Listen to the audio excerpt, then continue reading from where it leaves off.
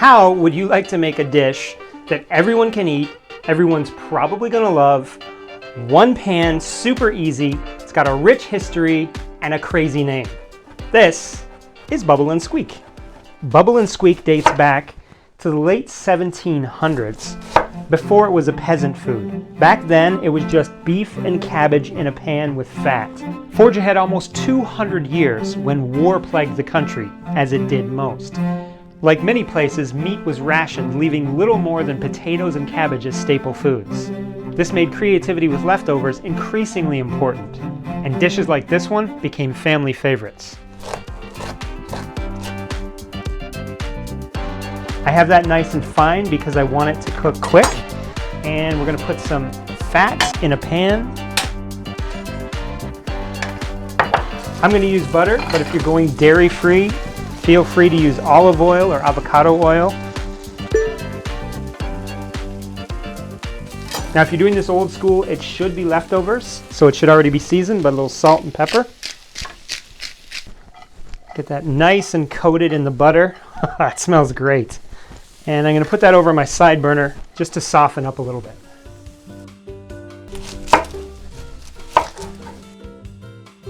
So when I say this dish is versatile, I'm not sure that all the king's horses and all the king's men would agree with me, but you could pretty well put just about anything you want in here. I mean, it was meant to serve us as leftovers, but this is an awesome dish for dietary restrictions because it doesn't have to have a lot of anything in it, and you can feed the whole family. Because as far as I know, in England, this is usually made just with Brussels sprouts and or cabbage, and potatoes, of course.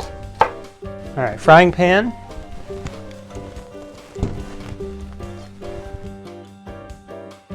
Another skosh of butter, and I've got the most awesome local bacon. This is actually chili garlic bacon. I don't know exactly what that means. And this is an English recipe, so it calls for stripy bacon, which is basically just not back bacon. Obviously, it's stripy because of the stripes of fat. For a lot of people, they'll say that's not enough bacon, but it's really going to give it that smoky umami flavor. And obviously, keeping this vegetarian, just omit the bacon. There's a lot of recipes that don't have any meat at all, and they are still gonna pop with tons of flavor. Trust me. In fact, if you were making this vegetarian, I would say add more vegetables just to give it more body of flavor. Okay, that was a bubble. Squeak. That was definitely a squeak. I'm gonna add my sweet onions. Want that on low heat just to sweat the sweetness and the flavor out of those onions. Bacon, the sweet onion with the butter, the cabbage. Oh, so good. So good. All right, and this is the perfect time for the cabbage. Look at that beautiful caramelization on that cabbage.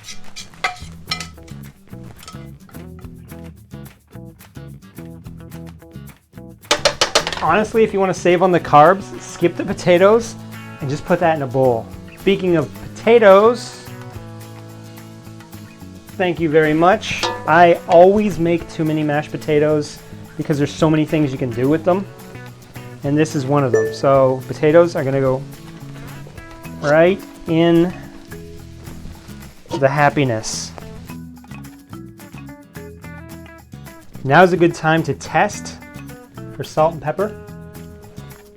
Now that it's all mixed in, I'm just going to turn the heat up to a solid medium, and I'm going to kind of try to form this into a bit of a round, kind of a cake. All right, so we want to hear that sizzle. The bottom, we're looking for a nice crunch, so we're going to leave that on a solid medium for about 5 minutes. All right, now this is the complicated part.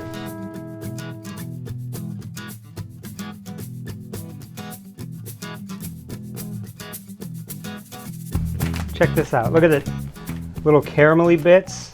See the pieces of bacon that are just glistening? That is gorgeous. But we're not done yet. Don't get excited. It's not time to eat yet. If you're watching your calories, you could literally just brush on a little bit of oil or butter at this point. You don't need much. I'm going to slide that carefully back onto there.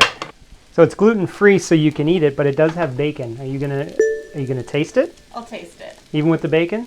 I'll Taste it. Vegetarian. It'd be better if you made me my own. We'll see. Check this out. Come in close. Look, if you look closely, you can see the bottom edge. You can see when the bottom edge is starting to brown. I'm going to say that is done. The question now is, do I want to flip it back onto a plate or try to chance that it might break?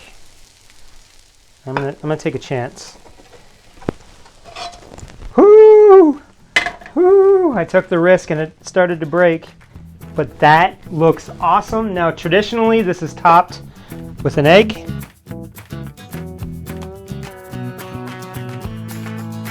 All right, sunny side up, just the way I like it. Beautiful. Pepper. Oh, beautiful pepper. We love you so. You make everything wonderful.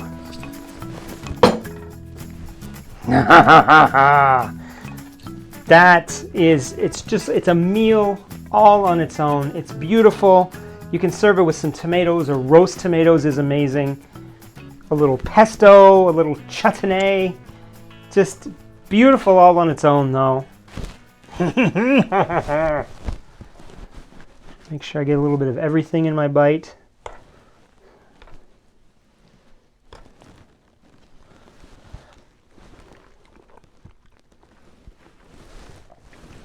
Oh, wow. That is so good. Like, it's really sweeter than I thought it would be. From the onions and the cabbage, they're really sweet. And like the umami from the bacon and the egg, the smokiness, the saltiness, and the creaminess from the potato. It's really well rounded, and it's just so good. It's really lovely. A little bit of crunch on top, creamy in the middle. Thank you, England. As you may already know, on this channel, Jennifer and I specialize in dietary restriction. So everything from gluten-free, dairy-free, AIP, FODMAP, a list that she says is too long to actually put on the screen. So if you're into that sort of thing, feel free to subscribe. But at the end of the day, everything's gotta be absolutely delicious and sometimes healthy too.